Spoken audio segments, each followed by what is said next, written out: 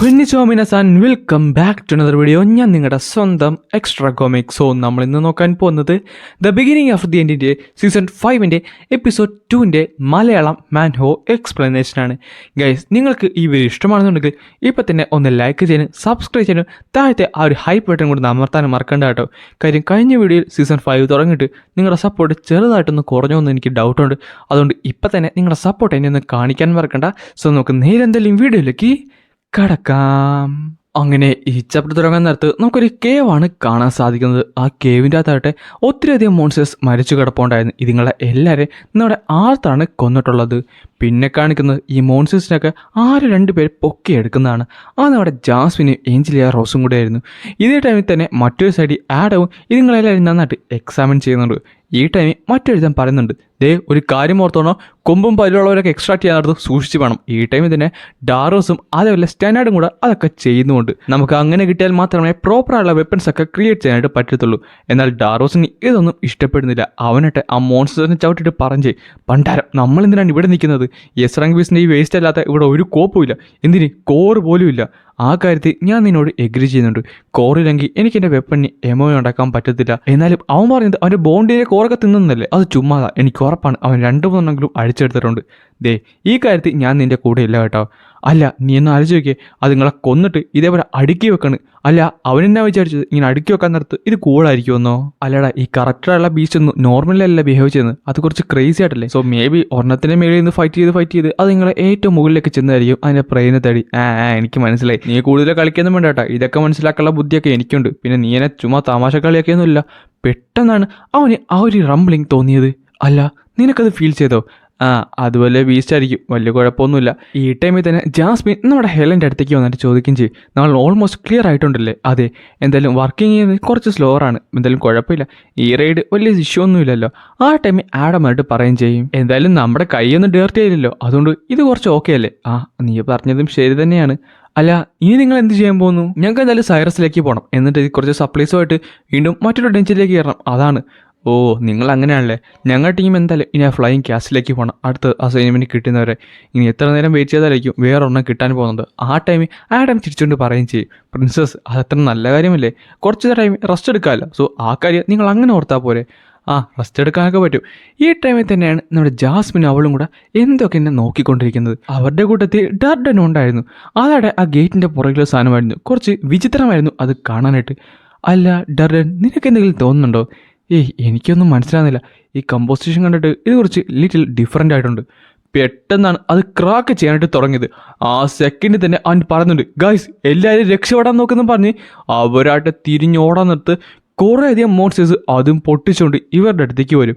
ഈ ടൈമിൽ തന്നെ ജാസ്മിനും ആഡവും ബാക്കിയുള്ളവരൊക്കെ ഫൈറ്റിംഗ് സ്റ്റാൻസിലേക്ക് ചെന്ന് അവർ തന്നെ മുന്നിലേക്ക് ഓടിയിട്ടുണ്ട്. പക്ഷേ ഹെലൻ പറയും ചെയ്യും, ഗൈസ് ഫൈറ്റ് ചെയ്യാനല്ല, നമുക്കിവിടെ രക്ഷപ്പെടാനേ വേണ്ടെന്ന് പറയും ചെയ്യും. പക്ഷേ അതൊന്നും മൈൻഡ് ചെയ്തില്ല. കാര്യം ഓൾറെഡി ഫൈറ്റ് അവിടെ സ്റ്റാർട്ട് ചെയ്തിരുന്നു.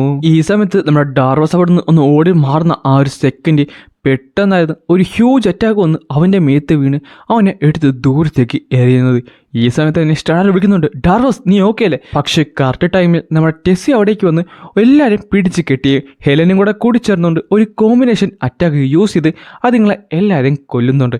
എന്നാൽ അപ്പോഴാണ് അവൾ ആ ഒരു കാര്യം ശ്രദ്ധിച്ചത്. അതായത് ഹെലൻ്റെ തൊട്ടുപുറകെ ഒരു വലിയൊരു മോൺസ്റ്റർ വന്ന് അവരെ അറ്റാക്ക് ചെയ്യാനായിട്ട് പോകുന്നത്.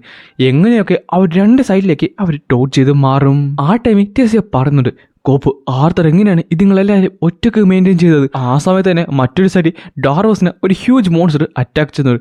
ഈ സമയത്ത് തന്നെ അവൻ പറഞ്ഞ്, പണ്ടാരം എൻ്റെ കൈ അനങ്ങാൻ നോക്കെന്ന് പറയാൻ നേരത്ത് കറക്റ്റ് സമയത്താണ് അവൾ ചാടി വന്ന് അതിൻ്റെ മുഖത്ത് നോക്കി ഒരു അറ്റാക്ക് ചെയ്തത്. അവൾ ചോദിക്കുന്നുണ്ട്, നിനക്കിതെന്ത് പറ്റി? കോപ്പ് ആർത്തറായിട്ടുള്ള കാര്യം കഴിഞ്ഞതിന് ശേഷം എൻ്റെ കൈയൊന്നും എനിക്കൊന്ന് ഫീൽ പോലും ചെയ്യാൻ പറ്റുന്നില്ല. ഡാർവസ് കാരിയ ഒരു കാര്യം ചെയ്യും, ബാക്കിയുള്ള സോൾജേഴ്സിൻ്റെ അടുത്തുണ്ട്, എത്ര പെട്ടെന്ന് പുറകിലേക്ക് പോകാൻ നോക്ക്. Yes madam. അങ്ങനെ അവർ നേരെ പുറകിലേക്ക് ഓടുവാണ്. ഈ സമയത്ത് തന്നെ ബാക്കിയുള്ള മോൺസ്റ്റേഴ്സ് അവരുടെ പുറകെ ഓടുന്നുണ്ടെങ്കിലും കറക്റ്റ് ടൈമിൽ ജാസ്മിൻ അവിടേക്ക് വരും. എന്നിട്ട് വളരെ നിസ്സാരമായി തന്നെ അവിടെയുള്ള കുറേയധികം മോൺസ്റ്റേഴ്സിനെ അവൾ കൊല്ലുന്നുണ്ട്.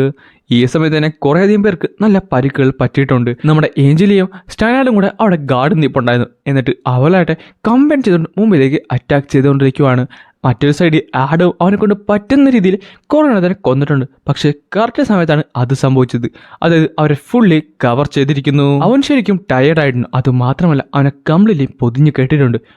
പെട്ടെന്നാണ് പുറകിൽ ഒരു വലിയൊരു എക്സ്പ്ലോഷൻ കേട്ടത്. അവൻ തിരിഞ്ഞു നോക്കാൻ നേരത്ത് ഒരു മോൺസ്റ്റർ മരിച്ചു വീണു. അതാട്ടെ നമ്മുടെ ഡാർഡനായിരുന്നു. അവൻ പറയും ഞാൻ നിന്റെ കടത്തിലാണ്, അതൊക്കെ പിന്നെ നോക്കാം, നമുക്ക് ആദ്യം മെയിൻറ്റെയിൻ ചെയ്യേണ്ട കുറച്ചധികം കാര്യങ്ങളുണ്ട്. സോ ഇത് മെയിൻറ്റെയിൻ ചെയ്യുന്ന പറയുന്നിടത്ത് പെട്ടെന്ന് കുറേയധികം വള്ളികൾ വന്ന് അവരെ ഒരു കേജ് പോലെ പൊതിഞ്ഞു കെട്ടും. ഈ സമയത്ത് ആ മോൺസ്റ്റേഴ്സൊക്കെ നിരവധി അറ്റാക്ക് ചെയ്യുന്നുണ്ടെങ്കിലും അതിൻ്റെ അകത്തൊന്നും ഒന്നും വരുന്നില്ല.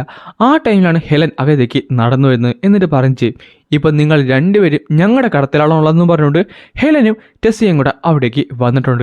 പക്ഷേ ആ ഒരു സംഭവം പൊട്ടിച്ചുകൊണ്ട് 2-3 മോൺസ്റ്റേഴ്സ് അകത്തേക്ക് കയറി വരും. കറക്റ്റ് സമയത്ത് തന്നെ ആഡമാട്ടെ അതുങ്ങളെ പിടിച്ച് ബാക്കിലേക്ക് നിർത്തി അതുങ്ങളെ തലയിലൊക്കെ അറ്റാക്ക് ചെയ്ത് കൊല്ലുന്നുണ്ട്. ഹെലനും അത്യാവശ്യം നന്നായിട്ട് തന്നെ അതുങ്ങളെ അറ്റാക്ക് ചെയ്ത് കൊല്ലുകയും ചെയ്യും. ഹെലൻ ഞങ്ങൾക്കും കൂടെ 2-3 മോൺസ്റ്റേഴ്സിനെ മിച്ചം വെച്ചേക്കണം കേട്ടോ. പെട്ടെന്നാണ് ആ ഒരു സൗണ്ട് കേട്ട് അവർ തിരിഞ്ഞു നോക്കാൻ നേരത്ത് ഡാർഡനാട്ടെ ചോര ഛർദ്ദിച്ചുകൊണ്ട് താഴെ കിടക്കുന്നു. അവനായിട്ട് ഒരു വലിയൊരു മോൺസ്റ്റർ പിടിച്ച് വെച്ചിട്ടുണ്ട്. ഇത് കണ്ടപ്പോൾ തന്നെ നമ്മുടെ ആഡത്തിൻ്റെ ദേഷ്യം വരെ മാറി നിൽക്കണമെന്ന് പറഞ്ഞിട്ട് ഒരു ഹ്യൂജ് ആളർ അറ്റാക്ക് ചെയ്ത് ആ മോൺസ്റ്റേഴ്സിൻ്റെ വയറ് തന്നെ കീറിക്കളയുകയും ചെയ്യും. എന്നിട്ട് ഓടിപ്പോയി ഡാർഡനെ പോക്കുന്നുണ്ട്. ബിഗായി വാ വാ വാ നമുക്ക് ഇവിടുന്ന് പോകണം എന്ന് പറഞ്ഞിട്ട് അവനെ വലിച്ച് ബാക്കിലേക്ക് പോകും. ഈ ടൈമിൽ തന്നെ ഹെലനായിട്ട് തൻ്റെ ആംഗാരസൊക്കെ വീണ്ടും അവിടുന്ന് എടുക്കാൻ നോക്കുന്നുണ്ട്. അപ്പോഴാണ് അവൻ ആ ഒരു കാഴ്ച കണ്ടത്. ഒട്ടും എക്സ്പെക്ട് ചെയ്ത ഒരു വലിയൊരു മോൺസ്റ്റർ ഹെലനെ കടിക്കാനായിട്ട് വന്നിട്ടുണ്ട്. അവൾക്കാട്ടെ ഒന്നും ചെയ്യാൻ പറ്റാത്ത ഒരവസ്ഥയിലാണ്.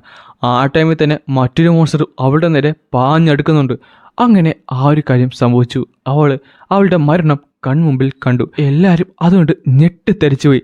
നമ്മുടെ ടെസ്സിയാട്ടെ കാർന്നുണ്ട് നോ എന്നും പറഞ്ഞിട്ടുണ്ട്. പക്ഷേ പറഞ്ഞിട്ട് കാര്യമില്ല. പിന്നെ കാണിക്കുന്നത് നമ്മുടെ ആ ഒരു ഫ്ലൈയിങ് ക്യാൻസലാണ്. ആ ഗേറ്റും കാണാൻ സാധിക്കും. അതിൻ്റെ അകത്താട്ടെ നമ്മുടെ ആർത്തറും അവനൊക്കെ വരുന്നുണ്ട്. അല്ല നിങ്ങൾ അവരുടെ ഓഫറൊന്നും കൺസിഡർ ചെയ്തൊന്നുമില്ലല്ലോ? ഇല്ലില്ല ഒരിക്കലും ഇല്ല. പക്ഷേ അവർ പറഞ്ഞു വെച്ച് നോക്കാൻ നേരത്ത് കുറച്ചെങ്കിലും പേര് രക്ഷപ്പെടുമെന്ന എവിടെ രക്ഷപ്പെടാൻ? അവ ബാക്കിയുള്ളവരുടെ സാക്രിഫൈസോ? ആർത്തർ പറഞ്ഞത് ശരിയാണ്. അവരിവിടെ കൈ കടത്തി കഴിഞ്ഞാൽ പിന്നെ കുറച്ച് ജനറേഷനുള്ളിൽ തന്നെ എപ്പിയോത്തിസിൻ്റെ കാര്യം സേഫ് ആയിരിക്കത്തില്ല. അവരവിടെ വരുന്നതായിരിക്കും. അതൊക്കെ എനിക്കറിയാം. എന്തായാലും ഞാൻ ബാക്കിയുള്ളവരോടും കൂടെ ഈ ഒരു കാര്യം പറയണ്ടേ? അല്ല ബാക്കിയുള്ളവരൊക്കെ പറയാൻ പോവുകയാണോ? പിന്നല്ലാതെ ഇത് ഞാൻ ഒറ്റക്കെടുക്കേണ്ട തീരുമാനമല്ല. ഒരു ലീഡറിനെ ബാക്കിയുള്ളവർ ട്രസ്റ്റ് ചെയ്താൽ മാത്രമേ എനിക്ക് മുന്നോട്ട് പോകാൻ സാധിക്കത്തുള്ളൂ. ഇതൊരു യുദ്ധമാണ്, അല്ലാതെ ഗ്യാംബ്ലിംഗ് ഒന്നും അല്ലല്ലോ. എന്തായാലും ഒരു കാര്യം ഞാൻ പറയാം. നിങ്ങളിപ്പോൾ അവരോട് പറഞ്ഞു കഴിഞ്ഞാൽ അവർക്ക് ഒരു ചോയ്സാണ് കൊടുക്കുന്നത്. അവരവരുടെ ലീഡേഴ്സിനെ സാക്രിഫൈസ് ചെയ്യാൻ നോക്കിക്കഴിഞ്ഞാൽ എന്ത് ചെയ്യും? ആർത്തർ രാജാക്കന്മാരുടെയും ബാക്കിയുള്ള കാര്യങ്ങളുടെയൊക്കെ കഥ അത് പണ്ടായിരുന്നു. ഇപ്പോൾ അങ്ങനെയല്ല. ഇപ്പോൾ ഇതൊരു വലിയൊരു യുദ്ധമാണ്. ഇവിടെ എല്ലാവരും ഉണ്ട്. ഇവിടെ എല്ലാവർക്കും അവരുടേതായ ചോയ്സ് മേക്ക് ചെയ്യാനുണ്ട്. അത് കഴിഞ്ഞ് കാണിക്കുന്നത് ആർത്തറാട്ടെ ഒരു ബാൽക്കണിയിൽ ഇരിക്കുന്നതാണ്. അവനാട്ടെ അത്ര വലിയ സന്തോഷത്തിലുമല്ല. ആ സമയത്താണ് സിൽവി പറഞ്ഞത്, എടാ അങ്ങോട്ട് നോക്കിയേ, അത് നമ്മുടെ എലിയല്ലേ? അവളാണല്ലോ. അല്ല അവള് തന്നെയാണ്. ആ ടൈമിലാണ് ആർത്തർ ശരിക്കും ഞെട്ടിയത്. എലിയാട്ടെ ഒരു വല്ലാത്ത രീതിയിൽ ചിരിക്കുന്നുണ്ടായിരുന്നു. എൻ്റെ പപ്പ ഒരു ഫയറിനായിട്ടുള്ള മേജാണ്. അത് മാത്രമല്ല ഞാൻ ശരിക്കും ഒരു ജീനിയസ് ആണെന്നാണ് പറഞ്ഞു വരുന്നത്. അതല്ല ഞാൻ ഭയങ്കര സുന്ദരനായതുകൊണ്ട് കുറേ പേരൊക്കെ എൻ്റെ പുറകെ നടപ്പുണ്ട്. പക്ഷെ പെട്ടെന്നായിരുന്നു അവൻ്റെ പുറകിൽ നിന്നുള്ള ഭൂ പ്രത്യക്ഷപ്പെട്ടത്. പിന്നെ എല്ലാവരും പറയുന്നത് ഞാൻ പ്രിൻസസ് കാർട്ടസിനെക്കാട്ടും സൂപ്പറാണെന്നാണ് പറയാൻ നേരത്ത് ഭൂവായിട്ട് അവനെ പൊക്കിയെടുത്തിട്ട് ദൂരത്തേക്ക് ഒറ്റെറിയറിയും. ആ സമയത്ത് തന്നെ അവൻ പറയും ചെയ്യും, നിന്റെ ബോണ്ടിന് എന്നെ ഇഷ്ടപ്പെട്ടില്ലെന്ന് തോന്നുമെന്നും പറഞ്ഞാണ് അവൻ തീർച്ച് പോകുന്നത് തന്നെ. ഭൂ ഒരു കാര്യം പറഞ്ഞേക്കാം, ആൾക്കാരെ നിർത്തി ഇങ്ങനെ എറിയാൻ പാടില്ല കേട്ടോ. ആ സമയത്താണ് അവളും ആ ഒരു കാര്യം ശ്രദ്ധിച്ചത്. ദൂരത്ത് നിന്ന് നമ്മുടെ ആർത്തർ നടന്നു വരുന്നുണ്ടായിരുന്നു. ബ്രദർ തിരിച്ചു വന്നെന്ന് ചോദിച്ചുകൊണ്ട് അവൾ കെട്ടിപ്പിടിക്കുന്നുണ്ട്. ഈ ടൈമിൽ തന്നെ അവൻ പറഞ്ഞു, എടി ഒന്ന് അടങ്ങിയെന്നേ, ഇത് എല്ലാവരും നോക്കുന്നു. പിന്നെ അതുകൊണ്ടൊന്നുമല്ല, ഈ കോണ്ടിനെന്റിൽ തന്നെ ആർത്തർ ലെവിനെ അറിയാത്ത വേറെ ആരെങ്കിലും ഉണ്ടോ? ആ ടൈമിൽ തന്നെ നമ്മുടെ ഭൂവാട്ടെ നടന്ന് ആർത്തറിൻ്റെ നേരെ വരികയും ആർത്തറിനെ തുറച്ചു നോക്കുന്നുണ്ട്. ആർത്തറും അതേ ഇതിൽ തന്നെ തുറച്ചു നോക്കുകയും ചെയ്യും. എന്നിട്ട് ഒരേപോലെ ഒരു ഷേക്ക് ഹാൻഡ് കൊടുക്കുകയും ചെയ്യും. ഗുഡ് ടു സീ യു ഭൂ. അല്ല നിങ്ങളെപ്പോഴാണ് ഇത്രയും അടുത്തത്? ഞങ്ങൾക്ക് രണ്ടുപേർക്കും സെയിം ഒബ്ജക്റ്റീവ്സ് അല്ലേ? അപ്പോൾ പിന്നെ അടുത്തില്ലെങ്കിലേ ഡൗട്ടുള്ളൂ. ആ ടൈമിലാണ് അവൾ പറയുന്നത്, എന്തായാലും ചേട്ടൻ വന്ന് നന്നായി. ഇനി ചേട്ടന് മാത്രമേ അവരെ തടയാൻ സാധിക്കത്തുള്ളൂ. തടയാനോ? ആരെ? അച്ഛനും അമ്മേനെയും. അവർ രണ്ടുപേരും യുദ്ധത്തിൽ പാർട്ടിസിപ്പേറ്റ് ചെയ്യാൻ പോകുവാണ്. ആൻഡ് അങ്ങനെയാണ് ഈ ഒരു ചാപ്റ്റർ ഇവിടെ അവസാനിക്കുന്നത്. ഗൈസ് വീഡിയോ ഇഷ്ടപ്പെട്ടു കഴിഞ്ഞാൽ ലൈക്ക് ചെയ്യാനും സബ്സ്ക്രൈബ് ചെയ്യാനും മറക്കണ്ട.